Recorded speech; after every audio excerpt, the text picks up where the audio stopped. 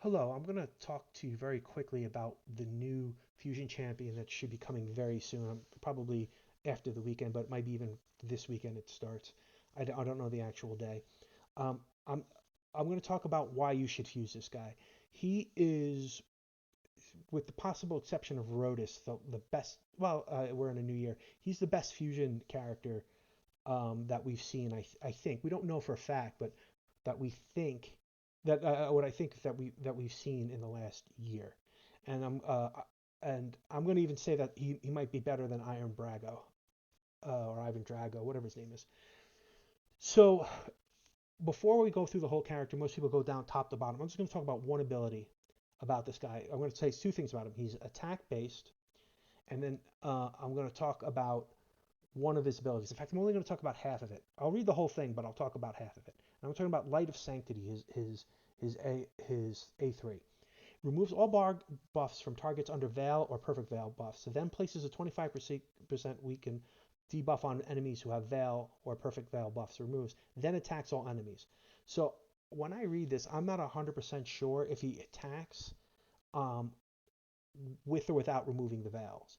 What I do believe is because he removes all buffs prior to attacking, that won't be subject to affinity. I could be wrong, but that means if someone had someone had a Veil or a Perfect Veil that was a Force Affinity champion, I think that that, that since this happens prior to the attack, he will not be affected by that.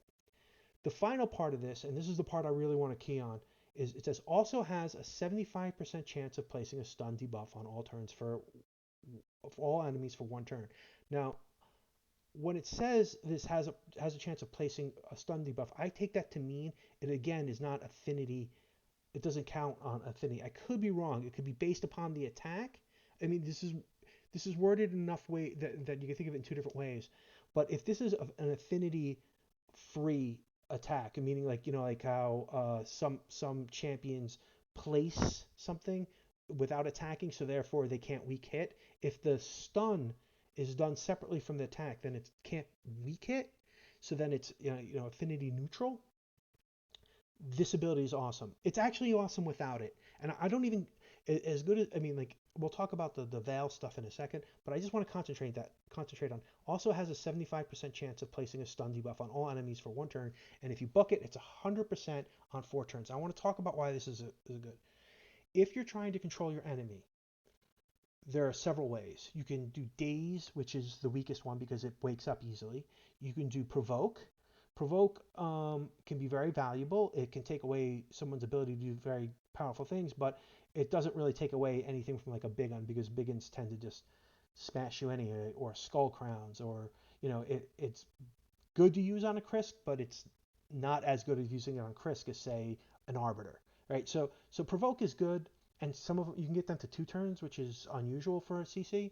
I guess the other ones would be True Fear and Fear, but they're 50%, and those you can definitely get 2 turns. The Fault. Um, but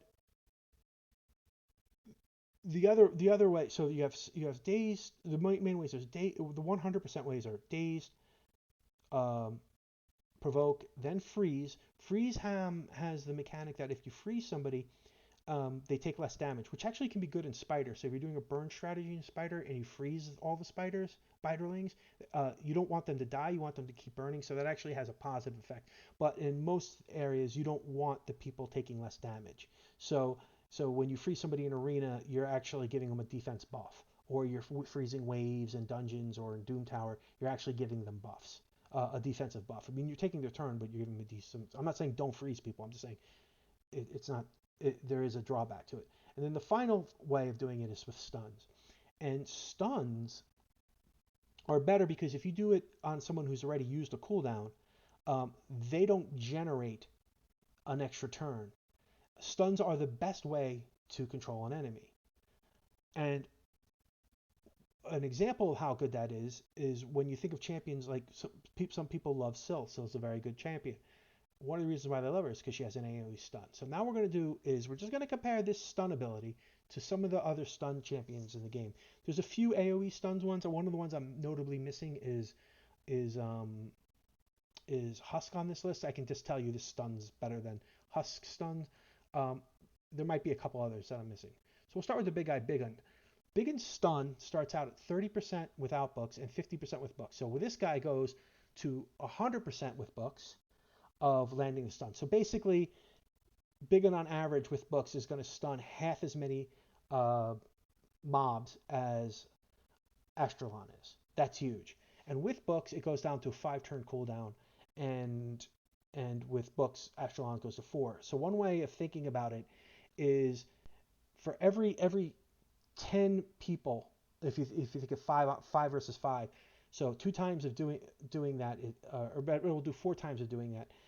For, for I'm sorry, I'll take them 4 ways to on average stun 10 people. In that same amount of turns, Astralon will actually do 5 things and will stun 25 people. Right? That's how much more people. He's doing 150% more stunning over time. It's an absurd number. If you don't understand what I'm saying, is if you go through 20 turns, he'll do four.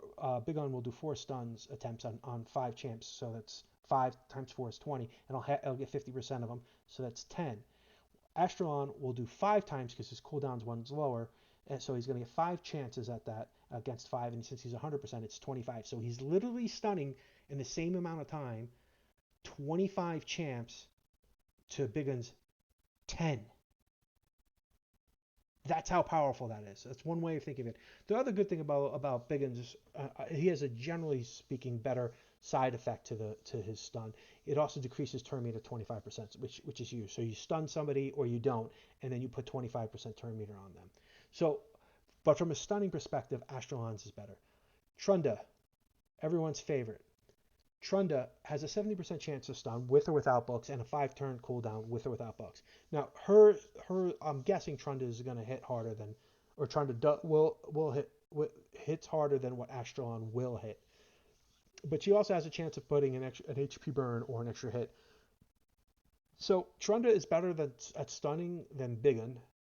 I would but not nearly as good still as Astralon. Here's another one. Here's the best champ on the list, Nethril. Nethril is actually, before Astralon, the best stunner in the game. With books, it's 75% on a 4 turn cooldown, and he has this extra cool thing where he puts a decreased speed if he doesn't land a stun.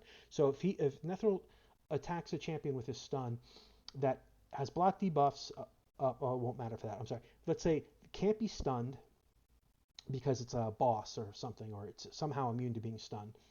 Um, you get resisted, or the 75% chance procs. He has a 100% chance to attempt to put a decreased speed on it, and that's really good for things like when in spiderlings, right? So you stun all the spiderlings, or most of the spiderlings, and if you don't stun them, you put a decreased speed on it. But on the boss who you can't stun, you put a decreased speed. This is the best stun in the game until Astralon. So I'm rooting the end here, but that's how good. So basically, at the same time speed, or the same amount of time, when we were talking about 25 stun targets over 20 turns for Astralon versus 10 for Big Un, well, this will be 20 to 15. He's 33% more. Or I'm sorry, 25. It won't be 20 to 15. It'll be 25 to 14, 15, 17 and a half. So it'll be 25 to 17 and a half. Still, that's noticeably better. Then we have Syl and Fusion, and I'm gonna talk about them together because their ability is exactly the same. Their abilities don't do anything other than stun. The way they work, they both have 2 attacks and a 20 without books, a 20% chance of landing on a stun in each attack. So if you attack somebody and it doesn't get the stun the first hit, and attacks it again, it doesn't get the stun the second hit, whether it's resisted or it just doesn't proc, we can just call that 80% chance on each attack to not get the stun, which works out to be 64% the chance to not get a stun on both attacks, which means you have a 36% chance to land a stun per champ that you're hitting with this. So that makes it's actually slightly better than Big Un's, but yeah, it's not the greatest. And with books, it goes to 57.75%. We'll call 58% chance. The best thing about their stuns, it's the shortest cooldown, but that's it. And then finally we have a non-Lego, which is Miscreated Monster. It looks like I missed the D in Miscreated. Yep, I did. Bad me. He starts off with 50% chance of stun and stays at 50% chance of stun, and with books, and he goes from 4 to 3. The great thing about Miscreated Monster, and I'm pretty sure I don't have to talk about him, is that he has the ability under the right circumstances to put up massive shields. So that's a different thing. But here's a note. Here's the final thing on this. Astralon stuns better than everyone. He is now the number one. I'm assuming that's a guy. Uh, uh, but he is now the number one stun champion in the game. And that alone makes him worthwhile Fusion, because stun is the best CC in the game. The other thing about this is, he also has he looks like he does damage on it, and he removes buffs from Veil or Perfect Veils. Notice that he's blue. The best veiling and perfect veiling champion in the game is Duchess. Duchess is a demon in the arena. Hello, Duchess. Hi, Duchess. I got you right here, Duchess. I'm going to take all your buffs, then I'm going to put weaken on you, and then I'm going to hit you with a 100% stun on everyone. Have fun. If you're a Platinum Arena person, he is a 100% must Fusion, because he counters Duchess. If you're stuck in progression and the fusion's hard for you, I don't care. Fuse Astralon, because he has a 100% stun. That's awesome. That'll be awesome in Doom Tower. It'll be awesome in certain dungeons, and it'll be awesome in Arena. Let's just go quickly over some of this stuff. His A1, we don't know how hard it hits. There's a gimmick that there's another champions with him that she can counterattack with him, but he has a decreased defense on his A1. That's good, but for Lego, it's not why you bring. You're not super excited about it. I'm not saying it's bad. I'm just saying it's you don't go for a fusion. You don't go through a hard fusion for an A1 defense down champ, unless it was like an AOE one like Ray's. His A2 is a nuke. What I want to know is how hard it hits. So it says it will ignore increased defense and strengthen or an ally protection, but it doesn't say anything about shields and it won't help you with like a high Valkyrie. So if you're fighting a Valkyrie that has 7,000 defense, you're not going to land. This guy is not going to. It's not going to be like someone who ignores defense. Let's say a Blood Gorge, although Blood Gorge would be neutral, or like a Faceless, if you will. He's going to hit less than a Faceless. But if you're fighting someone in arena or somewhere that's like using a Krisk or a Nekarit, or however you say his name, you're going to be able to hit him harder than most people, because ally protection has 50% share damage. So it might, if this guy has very high attack, and I don't think he will, and I'll come to it in a second, but if he has very high attack and a high modifier, this is going to be a nuke, and what this nuke will do is it will res a champion like Altan's does, and instead of putting increased defense, it'll put a shield on that champion, and it'll put a shield on Astralon. So this is, I'm not so sure how good this is. So if you're thinking like, I can come up with fringe cases. If you're in a dungeon that you're struggling with, and he somehow survives, he can res somebody for you, like by killing a trash mob. Think like spider. Not thinking you use this guy in spiders, but if there's a low spider and your cold heart dies, he can bring him back. And this might have some use in Doom Tower. This is going to have to hit pretty hard for it to be something super cool, though. It's going to have like a 6 attack modifier, a 7 attack modifier, and it's gonna have to actually he's going to have good attack for this to be something that you truly care about. And then the final thing is fills this champion's turn meter. This is a passive by 3% every time as an ally hit it. I assume if you're running like 5 champions in Doom Tower and someone does an AOE to your champions, I'm going to assume that's 12% and not 3%. I could be wrong, but that's what I'm going to assume. So that's nice. That's a free that's free turn meter. Free turn meter is always good, except for fine tuning clan boss stuff. But I mean, for this guy, it's good. But then I want to read the bottom. This is why I don't think he has like a Bistophis near 1800 attack. Decrease incoming damage by 25% of the attacker's attack is lower than his champion. So if he has something like 1700, 1800 attack, you can get him to 6,000. Not to 5,000 won't be hard at all, and 6,000 will be doable. And there'll be some guy, some streamer who'll hit 7,500. So everyone will have less attack to him. Then he has 25% less damage. Why is that good? This guy's probably not going to have a very high defense. He might have Gala Longbraid's low defense, or Robar, like under 700.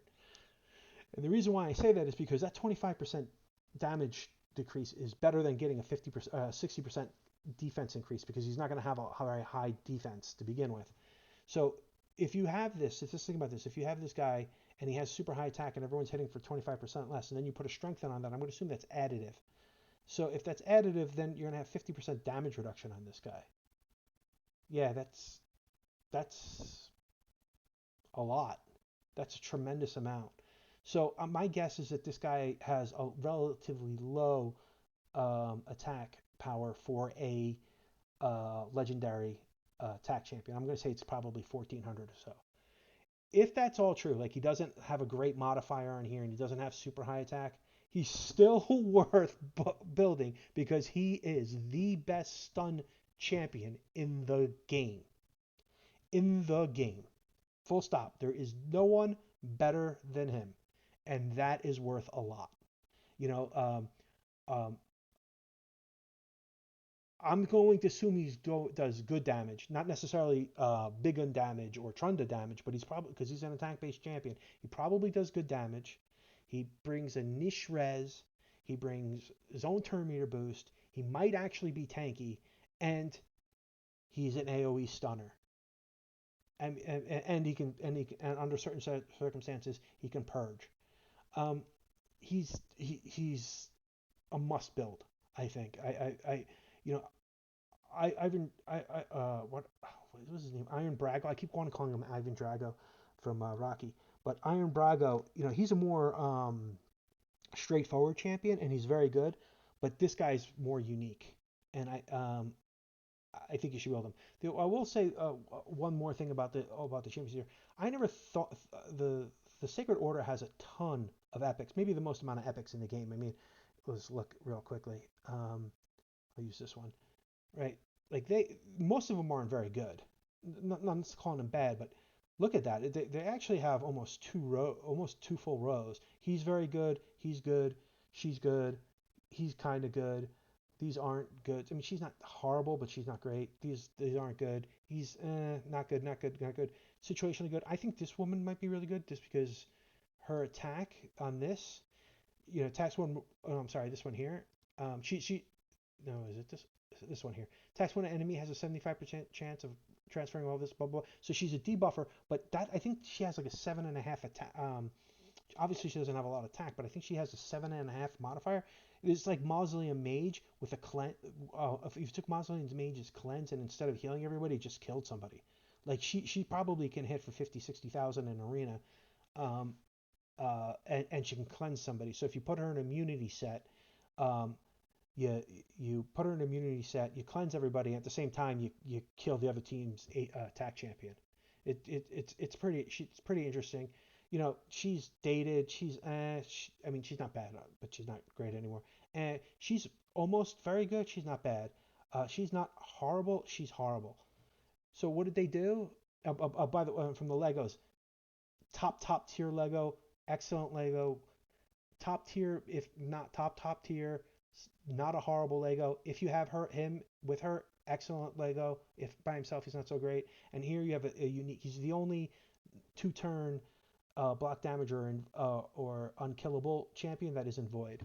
I actually have him on my main. Across my accounts, I have this one, this one, this one, this one, and this one.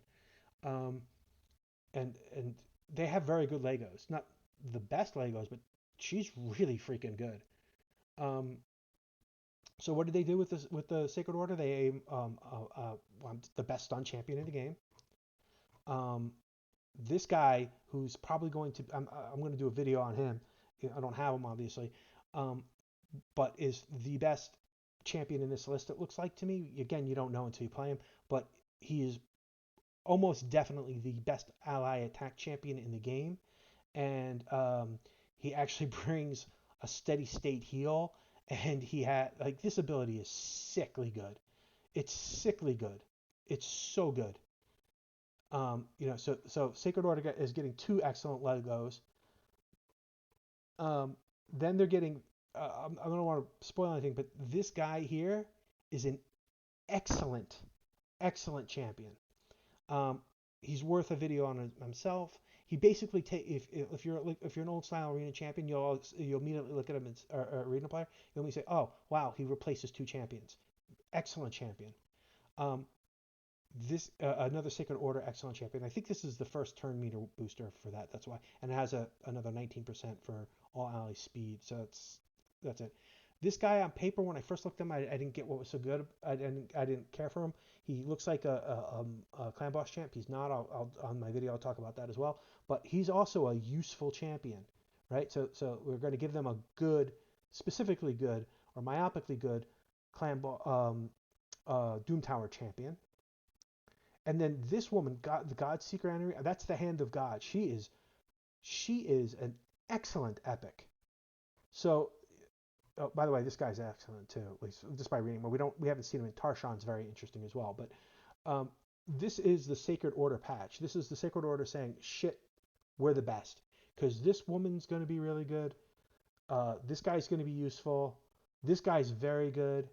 Um, this guy is he if I can have any pull outside of Sify during the next 2x event, it's this guy on my main account that I want. More than I want Warlord. Although Warlord might be better, I just this guy's just fantastic, and they're adding the best stun champion game. It's like oh my god, if the faction wars ever actually start fighting each other, uh, and undeads are going first, but then the Sacred Order is going second. If anyone has any thoughts or wants to make any suggestions, I'm happy to hear them. If anyone wants to point out something that I missed or has a different point, I would love to hear it. Please put it in the comments. And thank you and have a very good night.